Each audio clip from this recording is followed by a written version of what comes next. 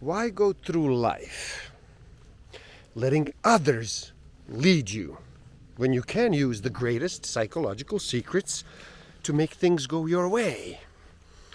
Get anyone to do anything and then never feel powerless again. 64,000 is the median number of words per book. Average person reads about 200 words per minute. Simple math will tell us that is one book in 320 minutes. To accomplish this in 7 days, numbers say you would have to read for 45 minutes a day.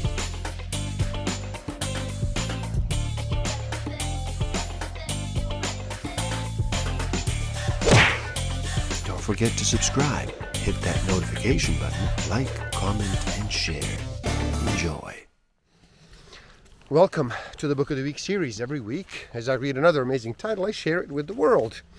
My name is Igor S.F. Walker. Today, we look at Get Anyone to Do Anything. Never feel powerless again, with psychological secrets to control and influence every situation. By David J. Lieberman. So how about you slow down and relax? Reduce all that noise for just a bit. Make that choice and decide to listen. In this video, we look at psychological solutions to correcting problems, not people. Anyone can apply these to take control of themselves and the situation they find themselves in. Stick around till the end. I will share with you some tools I have in use that will help you tremendously in this game of life. Discover a way to find out what actually motivates you, what innate human need is driving all of your decisions and your behavior. I will share some tools to improve your self-awareness, social awareness, self-management, and relationship management. Are you tired of being manipulated and taken advantage of? Do you sometimes feel you're not being listened to and you do not get the respect and cooperation that you do deserve? If you've ever wanted the ability to take control of every conversation and every situation, now you've got it. If you want to be successful in life, you often need to get cooperation from other people. And the number one rule to getting people to do what you want is to get them to like you. If you want to make life go your way, you, of course, want to avoid being manipulated and fooled by people who do not have your best interests at heart. You would need to see through people and easily tell who is out there for you and who's out there to get you. It is in our nature as human beings to seek affiliations, to make friends, and to care about others. But sometimes it can be hard for a person to reach out, to expose his or her true self and feelings. Most people actually want to like, they want to love, they want to connect, but they are afraid. The fact is, we like or dislike a person based upon a strict set of mostly unconscious processes. And it doesn't happen by chance. The following is a list of 9 psychological laws and phenomena that actually affect, influence, and even alter what we think of someone so you can get anyone to like you. Number 1, law of association. By pairing yourself with pleasurable stimuli, another person will begin to associate you with this feeling. So if you want to be liked by a person, try talking to him or her when he or she is in a good mood or excited about something. These feelings are then anchored and they're associated with you. And then this person will come to have positive feelings towards you as well. Number 2, repeat exposure. The old adage, familiarity breeds content, is commonly accepted, but interestingly enough, it is actually not true. In reality, it is actually the opposite. Numerous studies conclude that the more you interact with someone, the more he or she will like you. Number 3, reciprocal affection. Countless studies and common sense have established that we tend to like more those who are like us. When you find out that someone thinks well of us, we in turn are unconsciously driven to find him or her more likable as well. Number 4, similarities. It is not true that opposites attract. We actually like more those people who are similar to us and who have similar interests. Sure, we may find someone interesting because of how different he is for us, but it is the similarities and commonalities that actually generate mutual liking. Like attracts like. Similar to this law is the principle of comrades in arms. Essentially, people who go through life-changing situations together, they tend to create a significant bond. Number 5, how you make them feel. How someone feels about you is greatly determined by how you make them feel about themselves. You can spend all day trying to get them to like you and to think well of you, but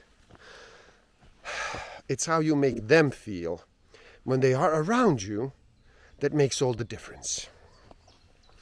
Number 6, rapport. Rapport creates trust, allowing you to build a psychological bridge to someone. The conversation is likely to be more positive and comfortable when two people are in sync with each other. 2 powerful tips to establishing and building rapport are matching posture and movements, mirroring, and matching speech.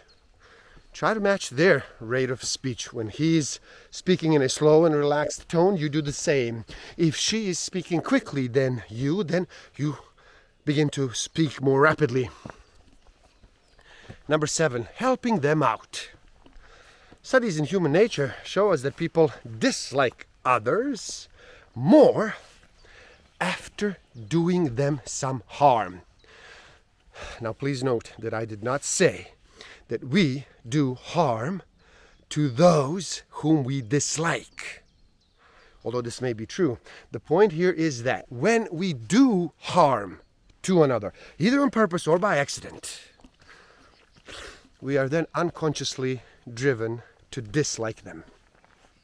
Number 8, he's only human. When you want to be seen as more likable, then do something embarrassing and then smile at yourself. Do not try to ignore it or pretend it didn't happen. Self-deprecating humor is a terrific way to ingratiate yourself with anyone. When you show others that you do not take yourself so seriously, it makes them feel closer to you and they want to be around you. Showing that you can laugh at yourself makes you infinitely more approachable and likable. The one who is confident and secure is the one who is apt to laugh at his own mistakes and is not afraid to let people know that he is human. And number 9, positive attitude. Nobody wants to be around a moody, often pissed off, pessimistic person. We all seek, like, and admire those who have a positive, happy outlook and perspective on life. Why? Well, because that is what we all want. And then seeing this desirable spirit in others makes us like them even more. Like confidence and positive attitude towards life will help you to turn you into a superhuman magnet for attracting people and then getting anyone to love you. The number one tactic for generating a favorable first impression is the easiest to do. Smile.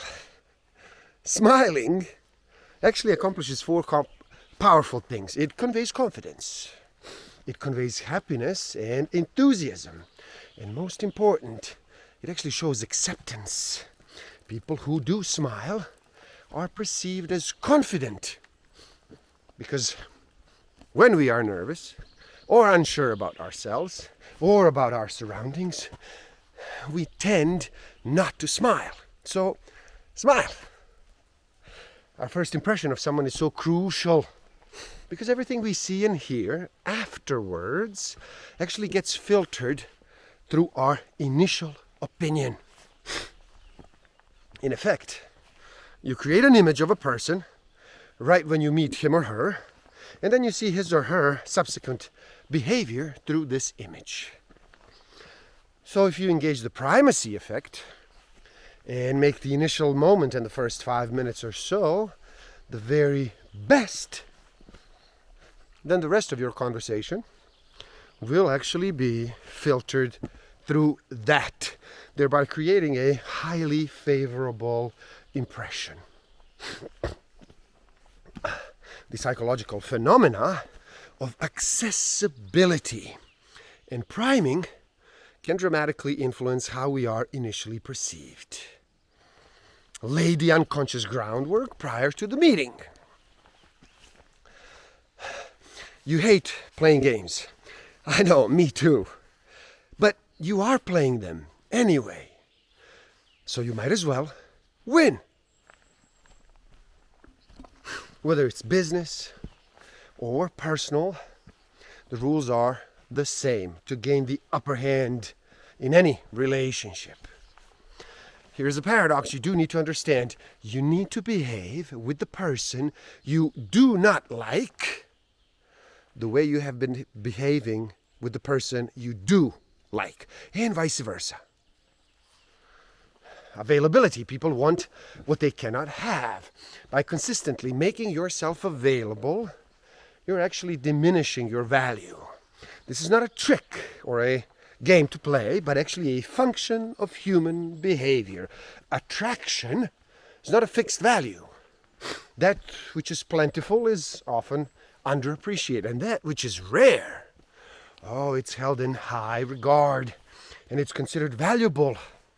People want what they cannot have, and they want more of what they have to work for. If you're easy to come, then you may be easy to let go. Balance gives you perspective, and perspective allows you to make better decisions in any relationship.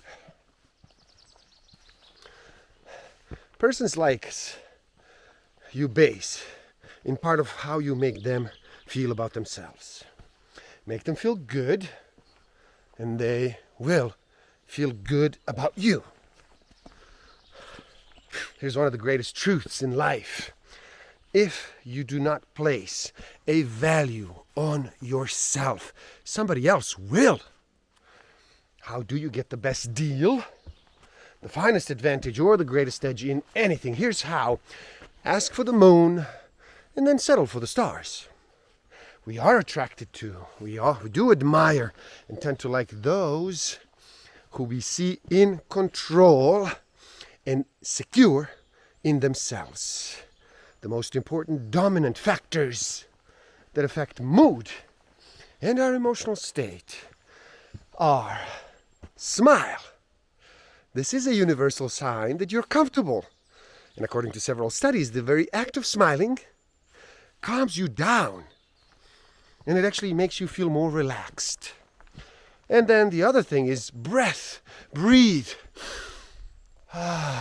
When we're nervous, we tend to hold our breath. so deep. Breathe deeply and breathe regularly. This will calm you down instantly. It will make it easier for you to think, to react, to respond, to speak clearly and confidently. Now, friendship is the foundation for any relationship. How do you look at a friendship? What needs to be there? Interest. One important criteria that defines a friend is how interested the person is in your life. Loyalty. Tell a secret about a mutual friend and see if it gets back to him or her. Pride. Your true friends are proud of your accomplishments, not jealous of your successes. Honesty. True friend is someone who tells you the things that you do not want to hear. Respect. There's a difference between curiosity and concern. Sacrifice. Is she willing to give up something if it means making you happy? Friendship. Now, the 7 deadly tricks to watch out for in the manipulator's bag of tricks is stocked with 7 deadly tactics that could have you jumping through their hoops, so you can watch out for them and then never be manipulated again. Now, these powerful manipulators are guilt, intimidation, appeal to ego, fear, curiosity, or desire to be liked and love. So anyone who uses any of these is attempting to move you from logic to emotion, to a playing field that's actually not so leveled. So look and listen objectively, not only to the words, but also to the message. These abusive maneuvers, they interfere with your ability to digest the facts. When these emotions creep in to your thinking, temporarily suspend your feelings, your sensations in the body, and then look at the messenger as well as the message. If you hear anything that sounds like these manipulators, well then stop, reevaluate the situation. Do not act quickly and emotionally. Wait and objectively gather the facts, so you do not become a hand puppet for the malevolent. When people bluff at anything, in poker or in real world, they manipulate how confident they appear. This means that they are trying to create the opposite impression of how they truly feel. Remember, the confident person, the one who's not bluffing, isn't interested in how he's coming across. He or she is unconcerned with his image, unlike his bluffing counterpart, who's consumed by others' perception of them. So ask a question that does not accuse a person of anything, but rather alludes to the act. Then simply gauge their response, and then you will learn right away if they are hiding anything. We can easily direct behavior and thoughts of other people by your words and your actions, by changing the things you do and you say to others. You change their attitudes and their behavior towards you. It's really that simple. You change their world by changing you. People don't operate in a vacuum, but they think and behave in response to their world. So change their world, and you change their responses. A simple formula that uses 6 different psychological tactics. You can motivate anyone to take action anytime. Number 1, limit options. Narrow a person's options to avoid extensive deliberation. Fewer choices mean that he or she will make a decision faster and be less likely to dwell on it afterwards. Number 2, give a deadline. Give a deadline for taking action. A deadline restricts freedom and increases our desire to gain what is rare and then become scarcer. This greatly motivates us to move forward and then to take immediate action. Number 3, use the law of inertia. If you're able to get the person moving in the right direction, either physically or mentally, starting with something easy and or fun, he or she will likely to continue follow through. Why is this so? Well, human beings have a strong need for consistency with their action. Number 4, expectation. Number 5, processing information. And number 6, additional incentive. Offer any small additional benefit for taking action now. This will significantly increase your chances of gaining compliance. Engage the law of consistency. By first having an individual commit to a smaller request, when we take a small step in one direction, we are driven to maintain a sense of consistency by agreeing to a larger request. Use your words and your actions to engage the law of expectation. Keep in mind that the number one psychological rule that determines if someone will do something for you, even with you, is that he or she must, to some extent, like you and preferably trust you. Number one psychological rule. 90% of the decisions we make are based on emotions. We then use logic to justify our action. You must arouse emotion in your attempt to persuade. Often a specific game plan with a clear-cut course of action for proceeding, offer it. Then add to this how your idea will actually prevent negative or unpleasant consequences. This is more effective than explaining what someone will gain by listening to you. Now, if true, remind them how they are in some way the one who first actually gave you this idea. Let them know, too, that this new way of thinking is really consistent with who they are. Relate to things that they have done which are consistent with this current belief or current action. Do not come across as know-it-all, and you will be perceived as more credible and more sincere in these situations. Remember that enthusiasm is contagious. If you're not excited about the idea, well, they will not be excited about it either. Avoid apathy by increasing personal responsibility. This is done by letting them know that you have no one else to turn to. Your request should contain 3 components. A, specifically what you want. B, how they will in some way feel good about doing you the favor. And then C, the relative ease with which they can accomplish the task. Most important is to keep asking, keep asking, keep asking, keep asking. Most of the time people just say no because it's easy and they're used to it. Persistence in asking, in accordance with these laws, will give you every opportunity to gain cooperation. People will follow someone who makes them feel good and valuable, not someone who makes them feel unimportant.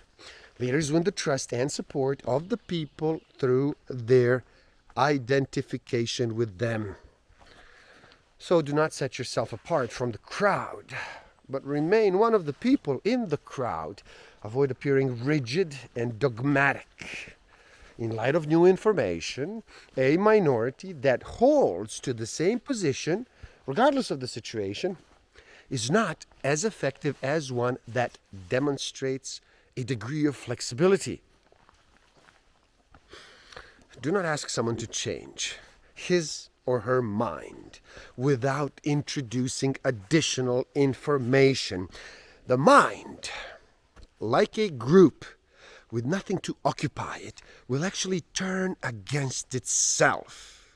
When we have nothing to focus our attention on, our mind creates its own unrest. Our brain does.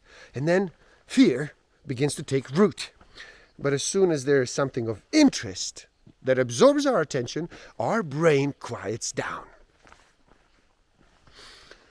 Never do anything out of fear, if you can avoid it. Fear clouds your thinking. And it places your focus on the negative outcome. If you need to win, then you will actually lose because you are focusing on what is at stake and not on the objective. So detach yourself from the objective and then get in the zone before you take action. The unknown is what needs to be clarified. It is for this reason that many people will disrupt an enjoyable telephone conversation with a good friend to answer an unknown caller, anonymous call waiting. Why? Well, because they do not know who it is, and it may be important. The unknown beckons us. So, leave a message that in some way shows your appreciation, but isn't clear as to what it is about. Human beings have an inherent curiosity. And by not making your message completely clear, it forces the person you are trying to reach to clarify, what is this about? So let the person know that you are prepared to face and accept any consequences for your actions, and that your faith is in their hands. You must restore their sense of power. So demonstrate how the set of circumstances that actually led you to your behavior can never occur again in the future. If fear was a part of your motivation, then be sure to explain exactly how your actions were rooted in this fear. Show that your actions did not produce any of the anticipated gain or benefits for you. Whenever someone acts rudely or cruelly to you, it's always because of one of these four reasons. First, he or she thinks you dislike him or her. Second, they feel threatened by you. Third, she or he acts cruelly to everyone.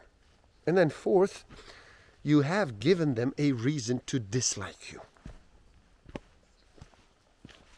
There are essentially two characteristics, of a rumor that dictate whether or not it spreads like wildfire or it simply fizzles out.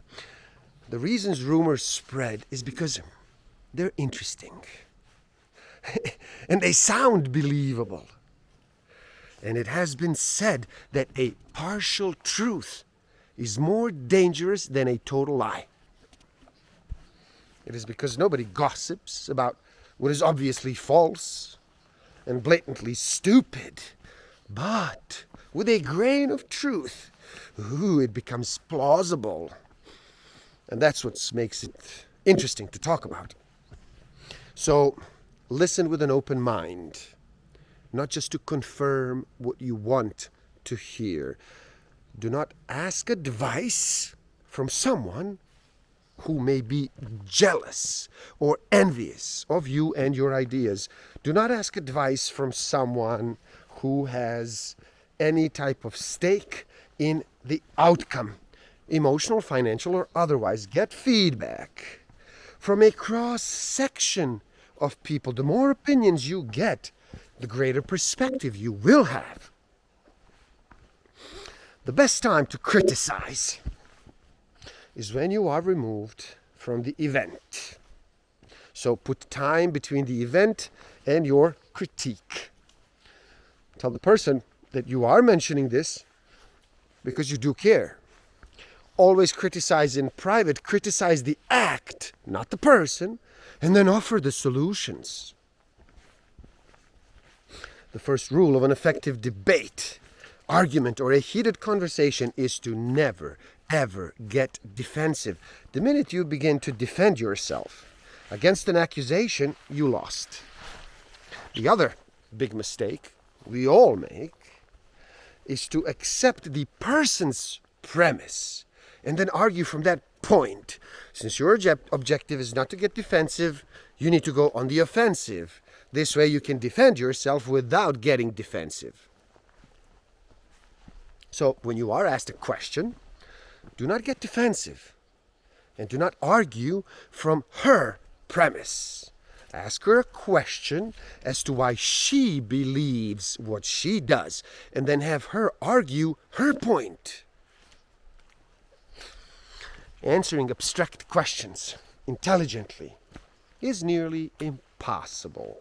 Bring it to something clear and specific, and then respond. Don't be goaded into responding to a vague statement. You simply cannot win. Change the question, reduce it to specifics, and then answer. When you are in control, you're accomplishing more and you're feeling terrific about yourself and about your life. Now, empowering others will allow you to take your personal growth to an entirely new level. And there you have it. Get anyone to do anything. Never feel powerless again. Please do help out. It is easy. Simply like this video so more people can enjoy it. By you liking it, we get into the algorithm, then more people see. This is important information. This is good stuff. People need this. Share it. Share it too. Spread the word. That helps a lot. Leave a comment and share your thoughts. Talk to me. Talk to each other. Let's get a conversation going. Subscribe to my channel and stay up to date. Click that bell thingy so you get notified. And the link to this book, amazing book, is in the description below. Buy it, read.